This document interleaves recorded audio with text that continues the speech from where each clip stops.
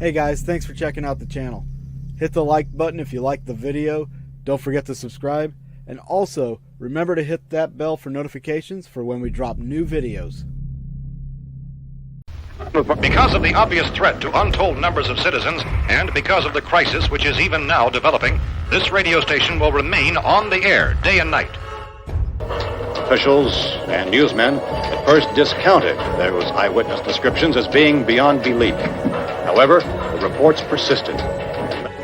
Listen to them. Children of the night. What music they make.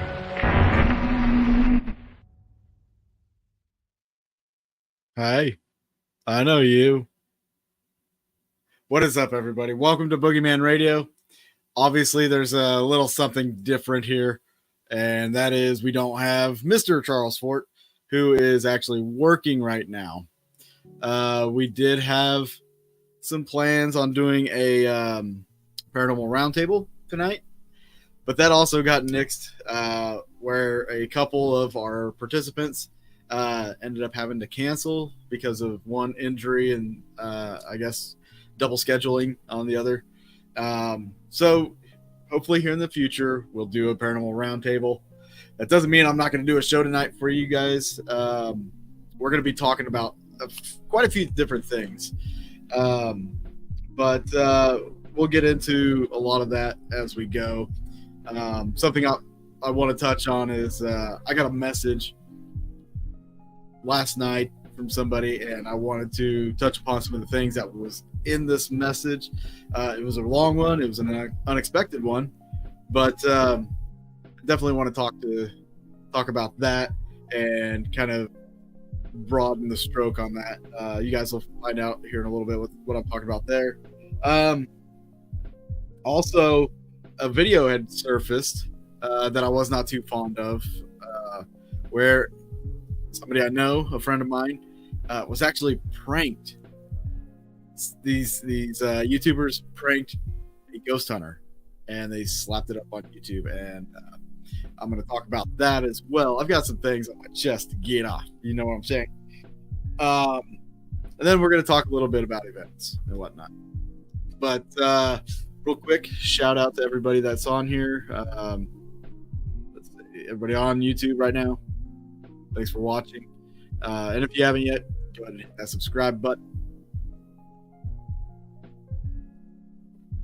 And those of you that are on Kick, I did not forget about you guys. If you see me looking over here, because my monitor is over here. My camera's right here. My monitor's over here. But those of you watching on Kick, hey, thanks for watching. Thanks for tuning in. Hey, Kim. You guys want to give a shout out? Throw a comment in there. On Kick, YouTube, Facebook, wherever. Throw something out there so I know you're watching. What's up, Cassie? How you doing? How you doing? We are one-legging it tonight. But before I get into everything, normally Charles and I, we have that little banter on how our week's been. And for myself, I haven't really been on to talk much about it, but if you see my TikToks and some of my reels, life's been pretty good for me right now.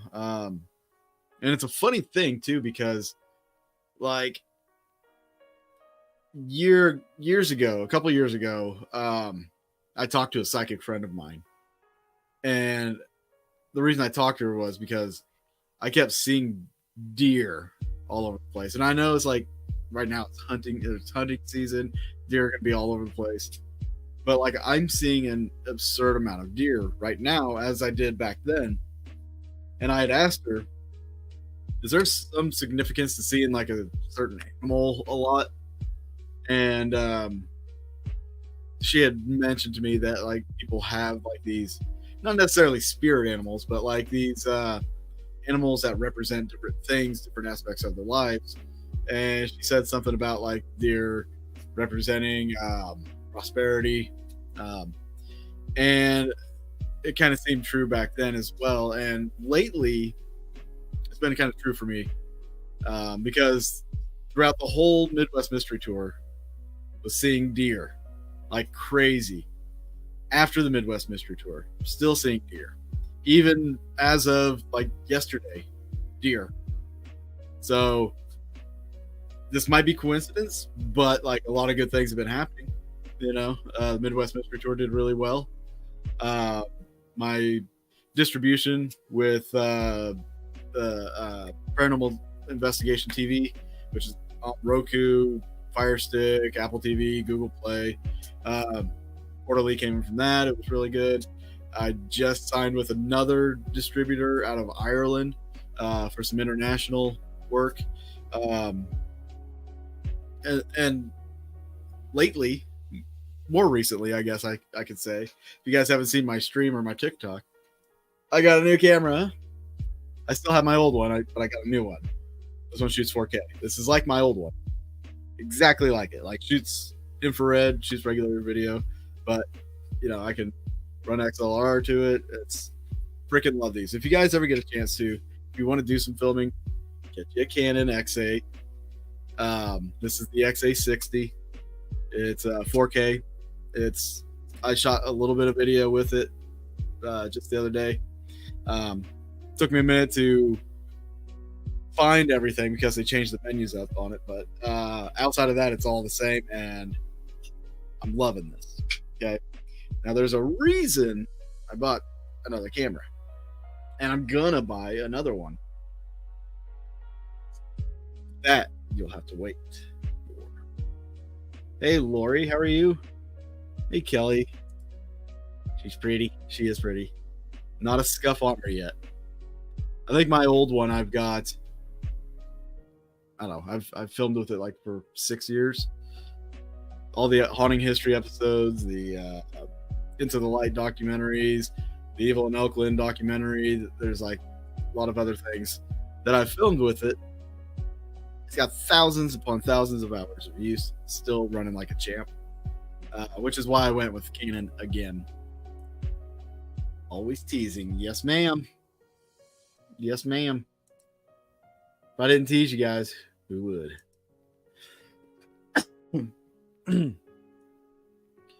So, with that being said, guys, like I said, I don't know if it's true about having spirit animals or anything like that, but I have been seeing a shit ton of deer, and it seems like every time I see deer like this, good things happen. Now, I feel blessed about that because, like, this is stuff I did not expect to happen. This is stuff that was just a blessing, honestly. So, let me ask you, what do you believe is your spirit animal? Like, what animal brings you good luck that you may not have noticed until you start thinking about it? But what do you see a lot of that you feel like when you do see a lot of it, what brings you luck? What would you think? Good. You sound happy. Like seeing the smile this new camera is bringing you. Thank you, Lori. I appreciate that. And yeah, it is bringing me some joy and some stress because I'm trying to work through a lot of things for 2024 that I'll be talking about later. Any plans to shoot more haunting history? Maybe. Or maybe not. We'll see. Find out in a little bit. All right. So again, tonight's show was supposed to be the roundtable. That got nixed because of some scheduling conflicts. Somebody got hurt. And then, of course, Charles is working a party. If you don't know, Charles is a bartender. And he is working, I kid you not, an all-female party. Yeah. Luck be a lady tonight, huh? Let's cheers for Charles. Hey, Charles. It's just tea, guys. I'm serious. It's just tea. So yeah, good things are happening. Another good thing that's happening, if you guys haven't seen it yet, I haven't posted it on Facebook or shared it because we all know Facebook and how it treats me. But April 20th, guys, April 20th. Rough job. Somebody's got to do it. Good Lord. No, Lori, I don't think he's going that far. I don't know if there's enough cocoa butter for that. No, April 20th, guys. You can come and see Charles and myself in person at the Haunted Souls event at McIntyre Villa. It's an overnight ghost hunt. They invited Charles and myself to be their special guests, and we decided that we were going to go. And we are going to participate in the investigation with everybody that joins. Tickets are available on Ticketmaster. I don't have the site written down on here yet.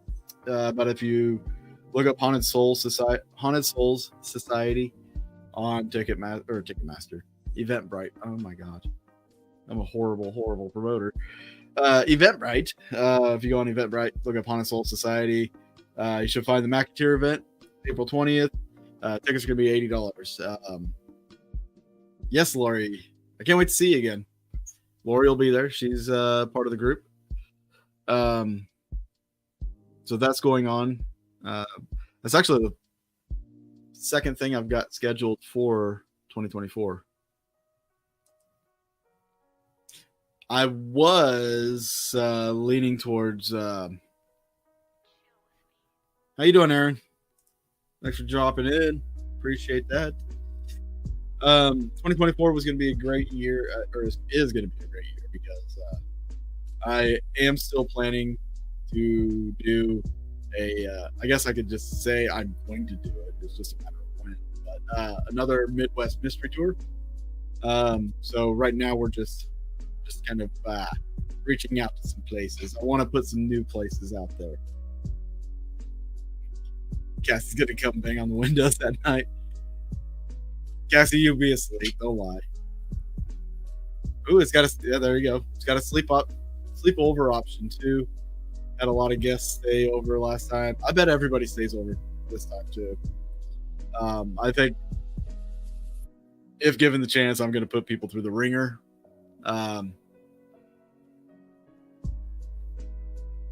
Aaron says you're talking about the animals. It's red-winged blackbirds. That's a very detailed animal. Like if you've seen one and you start noticing a bunch of those, I think that's a pretty telling sign. So that's really awesome that you have the specific, So that's really cool. Blackbird. It's really cool. So yeah, guys, there's a lot of good things coming up in 2024. I will keep you guys posted whenever I find out more from some of the locations that I am going to be booking for the Midwest Mystery Tour. I can honestly tell you, without a doubt, I am going to be doing another one at Carpenter's Mortuary in Gentry, Arkansas. The group was amazing. Everybody had an amazing time. People had experiences. So I think we are going to be going back to Carpenter's. So that's almost a given. So if you want to check that place out, keep an eye out for the tickets. I'll be announcing them on here too. So getting into tonight's show, you should have come. You should have come. I know you were thinking about it, Kim. I know you were thinking about it. But hey, 2024, that's where it's at, right?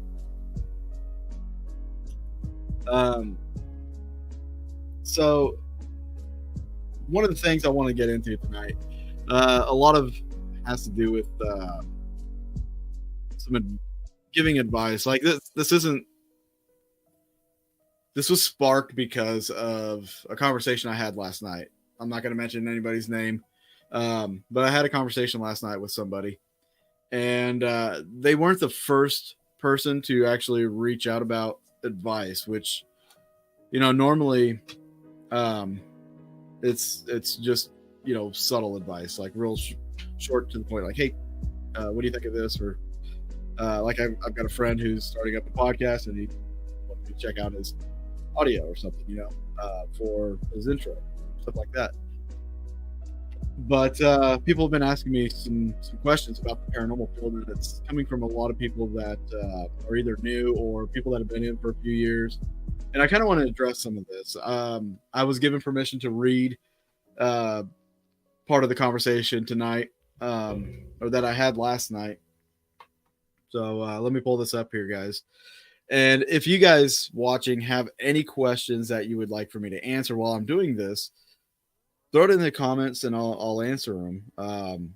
I've decided to be extremely candid when it comes to like the advice giving and stuff, because TikTok's a grown platform, and for me, like I've reached out to people if they wanted to ask questions, and that's where I've been doing my Q&As is off of TikTok and stuff. But I think this is a good time as any to do a little Q&A. My phone is giving off a little pitter patter. Let me pull this conversation up. So let's get back, scroll up. Okay. So this person asked me, how have you gone about getting yourself established as a legitimate paranormal investigator? Licensing, insurance, making contacts for investigations, yada, yada, yada. I've asked a couple of people that work with local paranormal investigation teams. They tend to be closed off to giving newer teams advice or providing mentoring. My son's friend, myself, adding a new team member soon, have been doing investigations in the off the beaten path locations for a few years. We love that, but we want to step up and become official. We don't want to hone in and steal anyone's thunder. We want to explore, learn, and preserve history, maybe help a few folks understand what's going on in their homes, businesses, and not make a huge profit. If we ever led tours, it would be reasonable and be enough to cover the cost of wear and tear on our equipment, and enough to give us gas money to get where we are going. This is a passionate hobby for us. Would you be willing to offer some insight?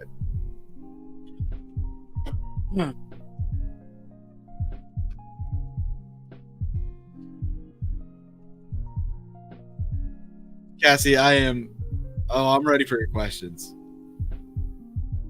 Might need to reach out to Angel. Like I would need to reach out to Angel, or you would need to reach out to Angel. Because like if it's me, I'm gonna break out the magic 8-ball. If it's a spiritual side of things.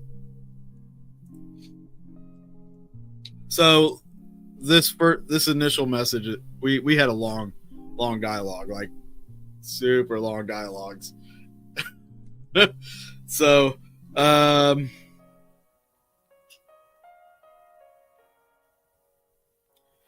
so let me start off with the first part of this. How have you gone about getting yourself established as a legitimate paranormal investigator? So one of the things that I told her was, there's no legitimate paranormal investigator. I mean, there's honest, there's reputable, there's established, but when you call somebody a legitimate paranormal investigator, that just indicates that like it just, to me, it just makes them sound like they're better than everybody else. So I don't like to use that term, legitimate.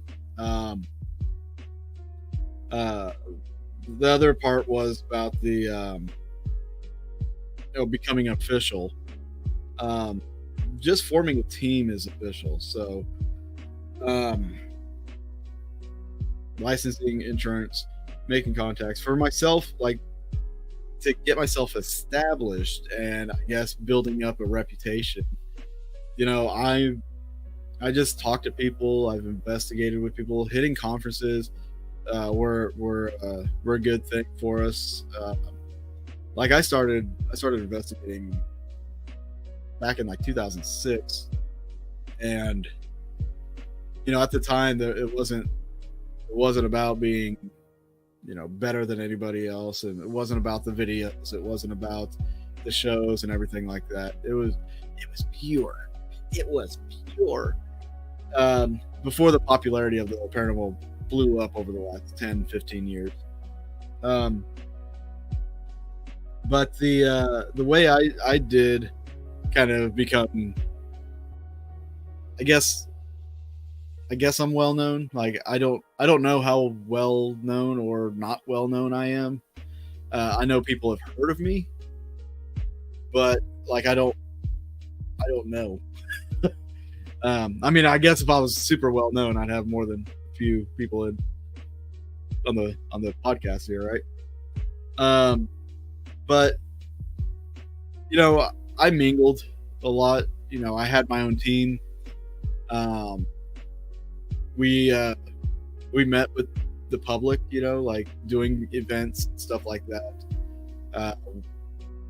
I guess it was back in 2008. Excuse me, I'm sick.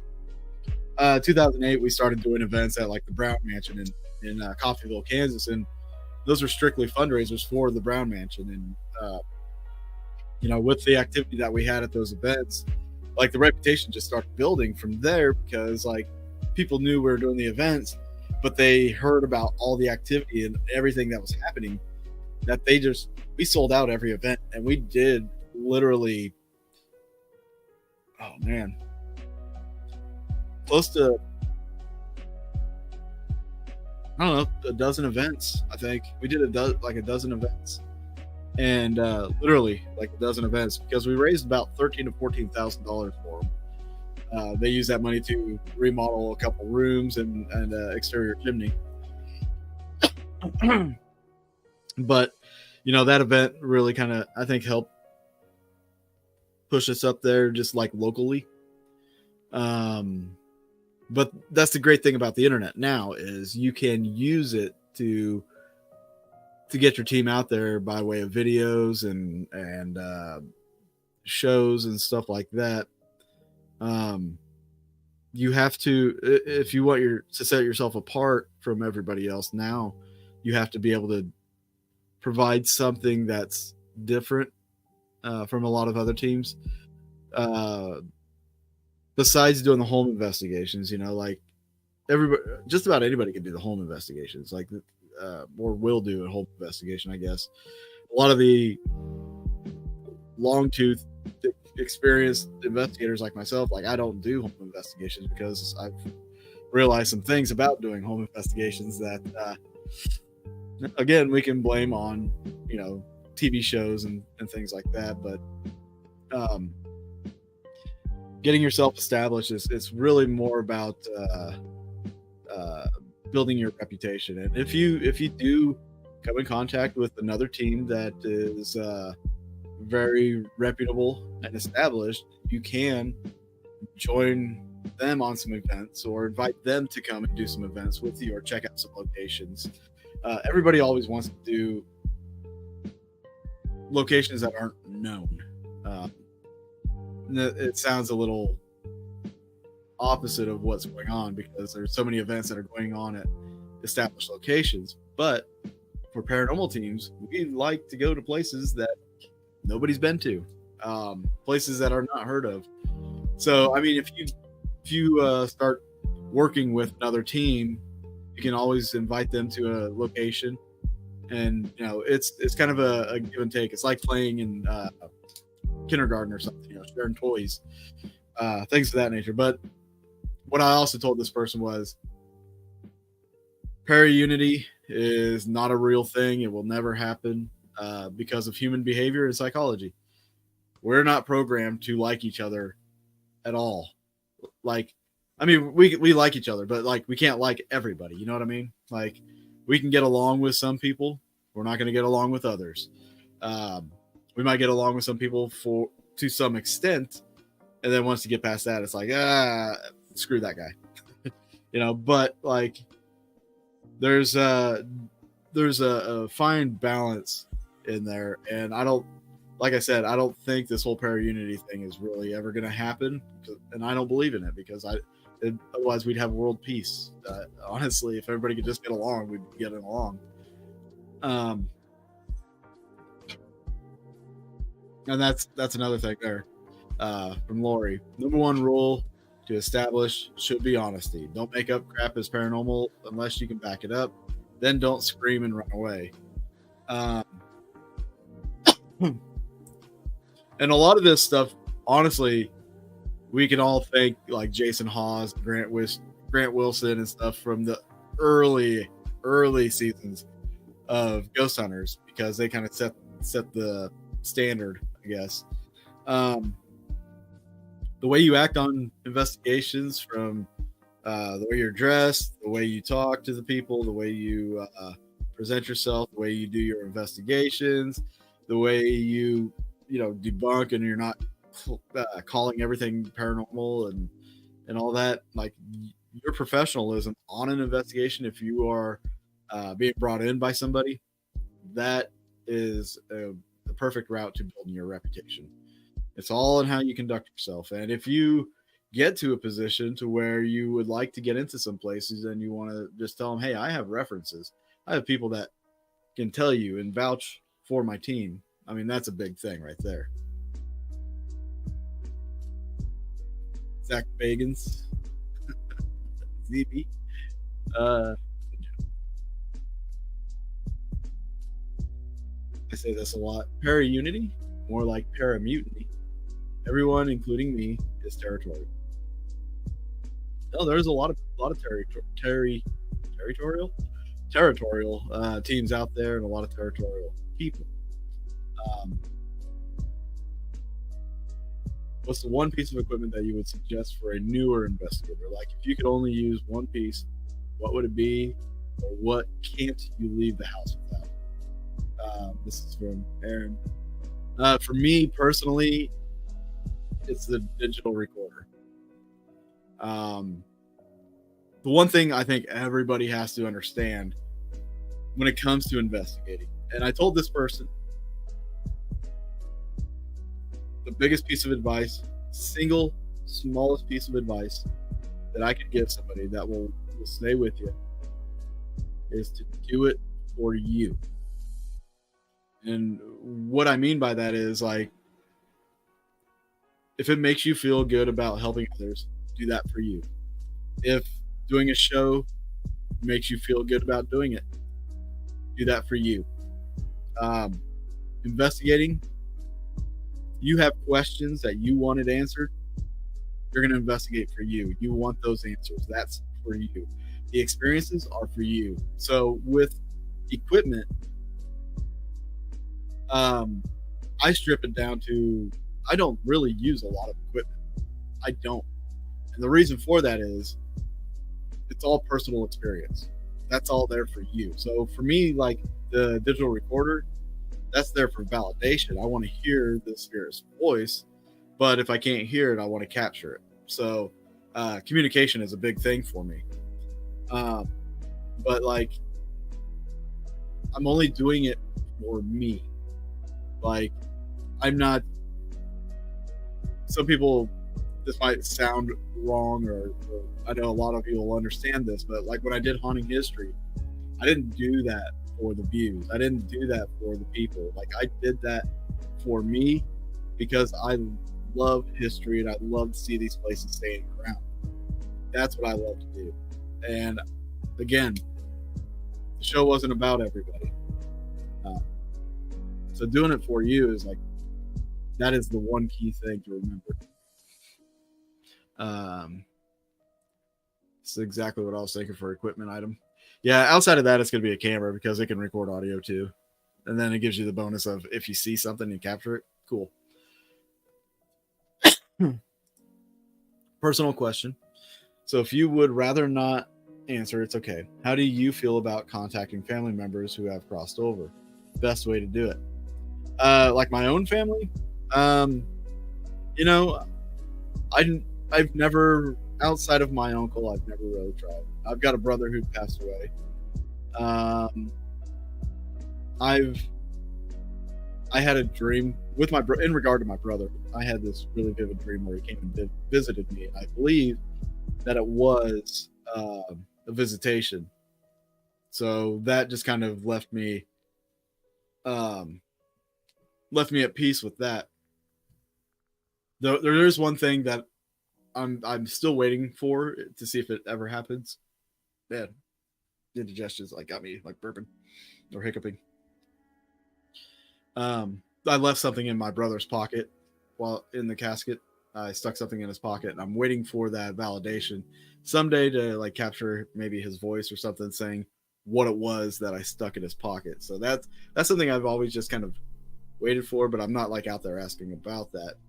But I did do like a small investigation for my cousins when their father passed away, and you know we didn't get anything, but you know, I think doing that for people, I think at times, if they're requesting it, at times can make that might be just a coping mechanism for them. They want to feel some peace, like it. They might feel better about like if they hear their loved one's voice or something, like, oh, they're here, they're watching over it. But then if it's not, I mean, it could be either they're upset about that, or you know, you can just kind of spin it as well. They've moved on to a better place. You know, so they're not stuck here. There's layers to that, but I don't think it's a bad thing. I don't focus on my own family when it comes to that, like the deceased. Not so much. I know I get asked a lot about it, but like I just, outside of my cousins, I would have done it unless they didn't like me. I was already there at their house. And yes, a buttload of batteries. Buttloads. It's the one piece of equipment you can't live without. Batteries. You can't just plug everything in and just run with it. Yeah, we're burning a lot of time. Let me see here. So the other aspect of this message was they want to become official. So putting a team together, if you have a team together, you are officially a team, right? There's no official ghost hunter. There's no certification or anything like that. If anybody tells you there is, they're full of shit. They don't know what they're talking about, and they're just looking to scam you. Don't ever pay for like a scholarship or like a diploma saying I graduated from ghost hunter school or whatever. That's dumb and it's not real. Like I said, they don't want to hone in on people's territory basically and just like cause problems, which nobody wants to cause problems. Nobody wants to create a ripple in the paranormal field except for me, apparently. Those that know. But you know, having that competition isn't a bad thing. I don't think it's a bad thing. Like if you're getting pissed off because somebody's investigating a place that you've investigated a lot, then maybe you should take a step back and just kind of reevaluate everything. Like think about what good that's doing for the building, what good that's even doing for you, because they can have experiences that validate your experiences, that makes your experiences that much better. But if they get pissed at you for going to a place, I mean, that's just the flip, you know, you're validating their experiences. You're doing stuff for that building. It's people that get butthurt over that are just people looking to get butthurt. So this is something that struck me interested. No, I'm retarded. I don't. This is something that struck me. You want to help people understand what's going on in their homes, businesses, and not make a huge profit. When it comes to homes, you shouldn't be making any profit. You're there to help. You're not there to make any money. Now, if it's a location that's established and you want to make money, the only way you're going to do that is if you're doing an event. Paranormal investigating in itself is not a monetary thing. You're not going to make any money investigating. If you're doing legitimate research, legitimate investigating, you don't make any money. That money comes out of your pocket. That's just how it is. That's that might be a reason why nobody's let you into certain places, is because if you're asking for money, that's a big no for me, dog. If we ever let tours, it would be reasonable. Yes. So, okay. So that's exactly what I was saying. Like if you do tours, events, things like that, it's okay to take a portion, because you are doing something for that place that is making them money. But in return, you should at least have your coverages, you know, at least gas money at the very least. Like, you know, I'm not against making money as long as it's tasteful. If you're doing it tastefully, it's okay. But if you're going into homes and businesses when they're contacting you to investigate for them and give them answers, that's a big no. Big no. So that's where I'm going to leave it at that. If you guys have any questions throughout this whole thing, you know, throw them in the chat. I'll give you guys my answers. Some of them you may not like. Some of them you may be like, yeah, I know, I figured it. But I'm feeling super honest, guys. Super honest.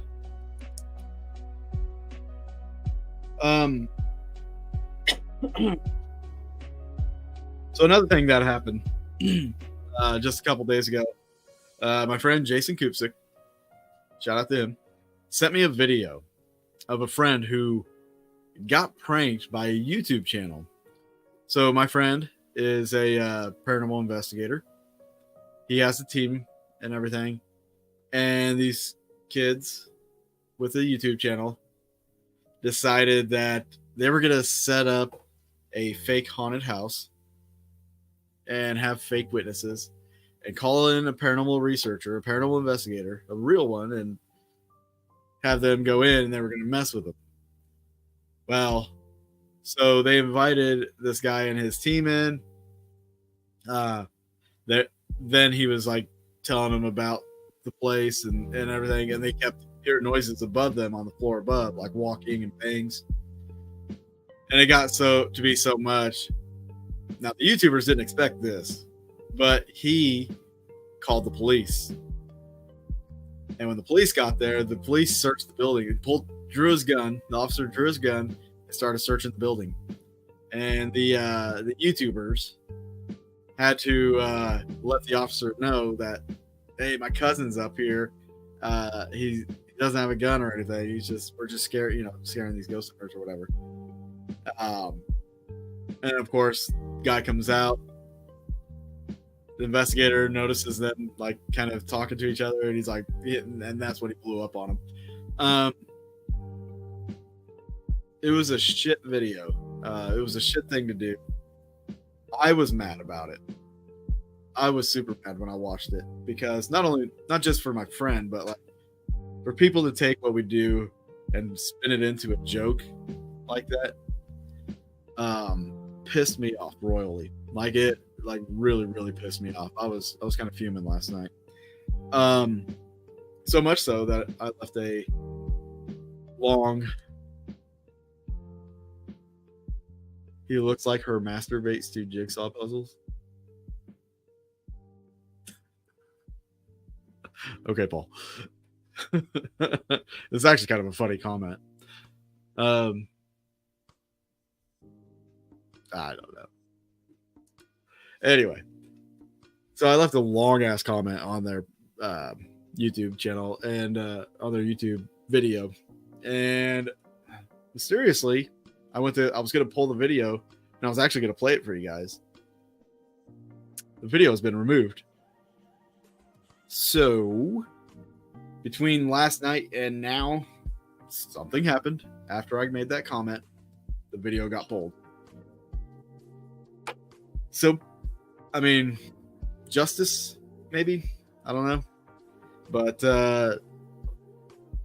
this is kind of where our future is headed, I guess. Like, there's so many people out here that do paranormal research. And this is something else. Like, and I'll tell him this too, because I think he went into this foolishly. There was no Like, he had no idea about the place or any information about the place until he got there, which that's a big mistake right there, because you got to do your research on a location before you even step foot in it. I believe. And the people that he had on his team, they were all new. They were all new people, and that video just made them look so stupid.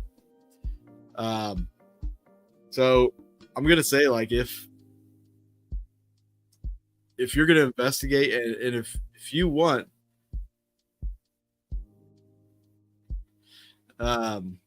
if you want to do something, like allow people to, like, if you want to investigate, like, make sure you set up some ground rules with people. Let me do this real quick.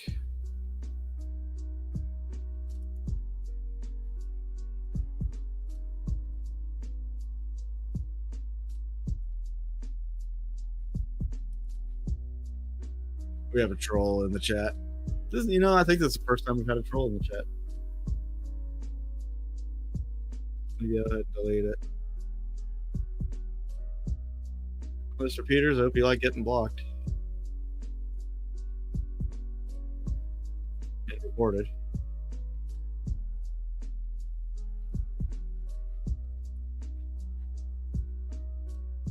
Yeah. Just reported you, and now I'm blocking you. Bye-bye. All right. That was fun. So yeah, like, you guys ever see anything like, they see me trolling, they hate it? I mean, it'd be funny if it was clever. But yeah, like, if you ever see anything like that ever happen to anybody in the investigation field, guys, step up, do something, say something. I'm not gonna say it's all para unity, but, like, just say something. Be supportive. Last but not least, guys, one thing I did want to talk about also tonight was just events in general. Hey, what's going on, bud? Girls belong under bridges, not in chats. That's right. One thing I did want to talk about tonight was events. And the reason I wanted to talk about this is because, like, I've noticed, not just from my events, but like other people's events, and just seeing comments on people's events, that there's a lot of people that don't actually get what goes on when you're putting an event together. Everything that goes into it. So I kind of want to talk about that a little bit, so at least you guys understand, and anybody that might catch this video might understand as well. And if they've watched this long, I applaud you guys because you stuck around this long. Holy shit! Of course, what else are you gonna do on Monday night? Am I right? Am I right? Monday Night Football. I swear to God, it's just tea. So one of the things I absolutely have to bring up is what it costs to actually put an event together. Because, like, let's say the event at McIntyre, that event is $80 per ticket. If you're just buying a ticket, you might be like, "Oh my God, $80! Why is it so much?" So the people that are setting up these events have to pay for the location. So that money goes to help pay for the location. And then also they might provide food and snacks. And then they might also be bringing in special guests. And whether or not they're paying those guests, like, that's up to them. But, like, sometimes you have to pay guests to come. Then also, the gas to travel and all that shit. There's a lot that goes into that. And that money, what you're going to spend on an event, doesn't always provide a profit. Sometimes you break even. Sometimes you just come by with a little bit. So, these teams that are doing the events, not only does some of that money go to the location, but it also goes to that team to help further their research and stuff like that. Maybe they want equipment. Maybe they gotta, and they supply equipment. That's another thing. What if a guest breaks a piece of equipment? they've got to recover that equipment. You know, they got to recoup the cost of that. Some of this equipment's expensive. There's some dumb.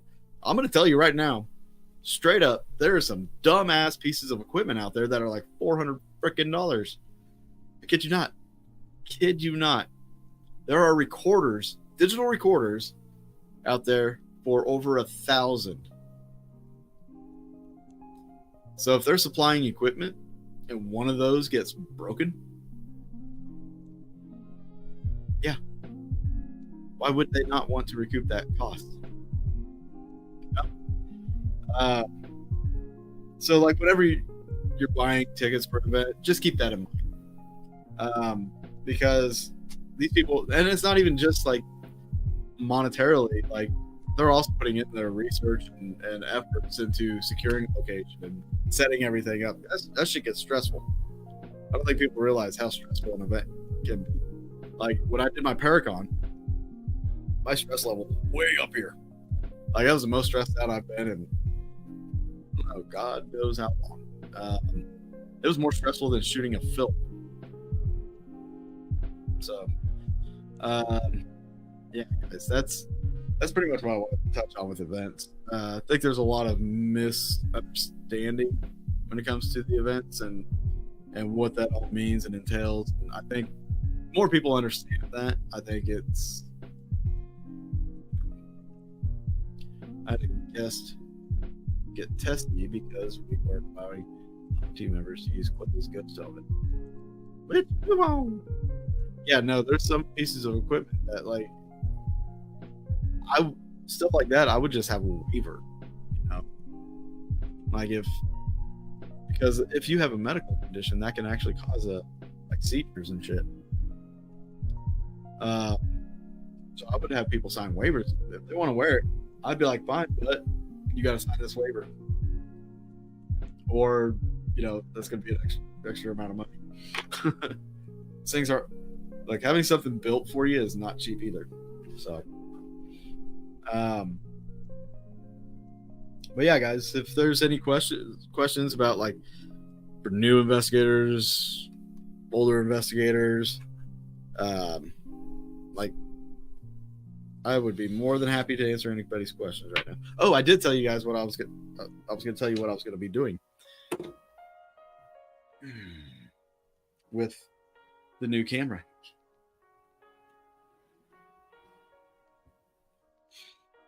So the plan is, in 2024, I will be doing the Midwest Mystery Tour again. While I'm doing the Midwest Mystery Tour, I plan on shooting a new show. As of right now, I don't have any plans about crowdfunding. I'm not going to be crowdfunding. I don't want to crowdfund. I'm going to avoid that at all costs, which is why I want to try to shoot it while I'm doing the Midwest Mystery Tour, because the tour will actually pay for the show. But if things aren't working out so well with the locations and doing the tour, then I will probably have to do some crowdfunding. But goal is to not have to do that, because I know not everybody can contribute, and at this moment Facebook hates my face, and the only way I can do that is probably TikTok. That's about it. So the new show is going to be a play off the title Midwest Mystery Tour. It's going to be called Midwest Mysteries, and what I'm going to be doing is diving into not only ghost hunting. I'm going to still ghost hunt, but we are also going to be diving into a lot of the legends and lore, as well as cryptids throughout the Midwest. The reason I decided to do it in the Midwest like that, number one, travel is restricted there, but like, I'm sure you guys have realized this and seen this on YouTube and all the other shows. It's like all these shows focus on the East and West Coast, and there's not a lot to do in the West. Well, it's been my experience, because I live here in the Midwest, that there's a lot of fucked up history and a lot of stuff here in the Midwest that people don't even realize is here, you know. So I've already started setting up potential interviews and things like that, and investigations and stuff to film. I'm going to be going to be shooting it all in 4K. It's the 4K camera, but this is kind of the kicker. If I don't go the crowdfunding route, I am probably going to put it on like with the distributor, like Live Investigations TV, or possibly the other one, Fast, I think it's called. But if I go with one of them, that's probably where I'll end up. But if I do crowdfunding, I think I'm probably just going to put it on YouTube and make it free and available to everybody. That way, the people that did crowdfund can watch it and appreciate what they've helped out, the show they helped create. So, and also with the show, one of the cool things that I'm going to be doing with it is the episodes. Different episodes are going to involve different teams, different investigators, different researchers. Like, they're going to be involved in the episode. So it's not like an investigation or a show surrounding my team. It's going to be a show. So obviously, I'll be in it, but like highlighting different groups and stuff like that. So I kind of feel like it's a good way to kind of give back. People's time and everything is to, put them in a show, put them in an episode, something that they could enjoy and be a part of as well. So that's the plan. At some point, I will be filming Midwest Mysteries, and it's going to be interesting, guys. It's going to be interesting, and I don't know when I'm going to have it out. Potentially by fall. Maybe I'll have it out. But I've already got enough episodes listed that I could do. Like, if I were to shoot 8 episodes per season, I could do like 3 seasons worth. But that, like events, costs money. So I've just been busting ass at my job and trying to get money saved around to do this. So that's where I'm at, guys. That's what the camera's for. Big things, 2024. Hope you guys stick along for the ride and enjoy the fruits of the labor, and you guys get to see some cool new things. I think, in fact, some of the stuff that we've talked about on the show will be some of the things that I'll be covering. So that'll be exciting. Excited for you. On a side note, guys, I don't know if you saw this, but Johnny Hauser is selling parts of wood, some of the siding from the Villisca Axe Murder House.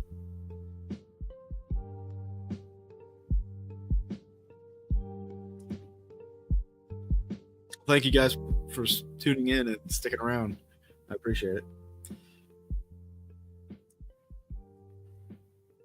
I told Johnny if he has any chunks of wood left after he does this sale, to let me know, because I want some of that wood and I'm going to build a box out of it.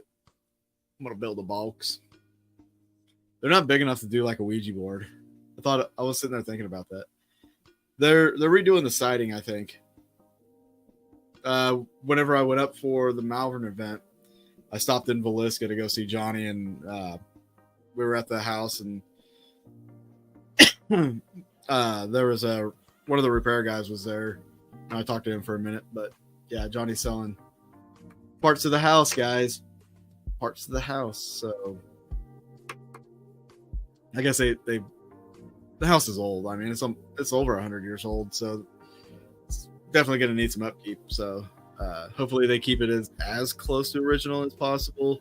But we'll see how it looks. As long as the inside, I guess, stays the same, I guess they can cover up some of the stuff from the outside.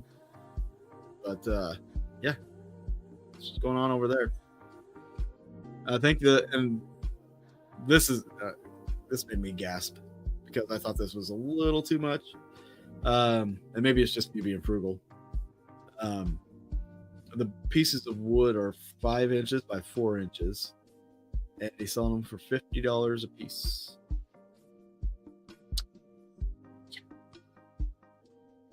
You get lumber at Lowe's for $50 for a sheet, an 8x4 sheet. But it is a Villisca axe house, though. I mean, it does kind of have a history. I kind of want it. I kind of want some pieces. Yeah. Wow. Wowzers. Gatsby should. But I'm a little surprised we made it through the whole hour, guys. It's we're about an hour in. We might try to do a roundtable in a couple weeks, but I'll have to get with Charles to figure out like what we are going to do for the show next week.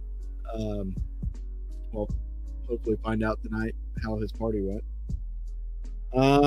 But just keep checking in, and don't forget on Thursdays we have older episodes airing right here on Boogeyman Radio, and you guys can catch those. We just had the Lizzie Borden episodes, the two different episodes, part 1 and part 2.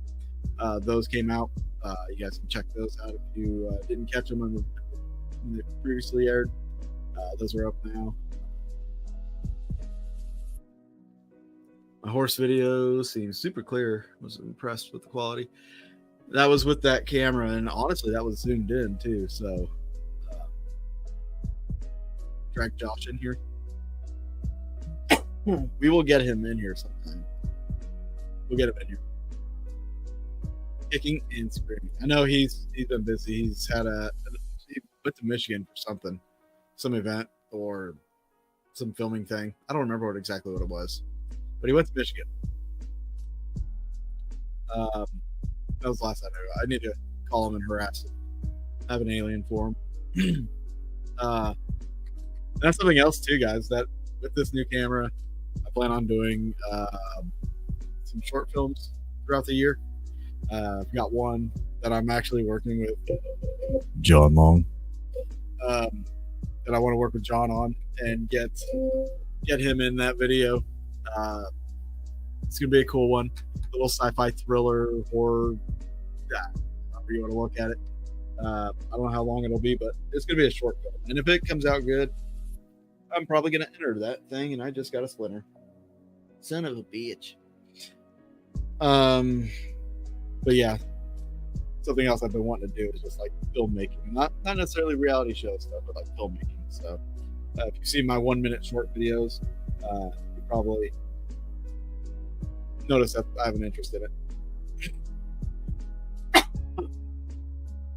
Swoon, Cassie, swoon. Oh God, that splinter is in there. Is this karma? Is this the end of my good luck? Stay tuned.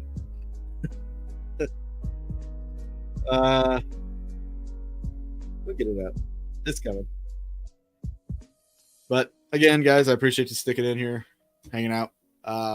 We'll catch you next week. And if I go live later throughout the week, don't be a stranger, guys. So have a good night and rest peacefully. It's kind of an odd sign off, but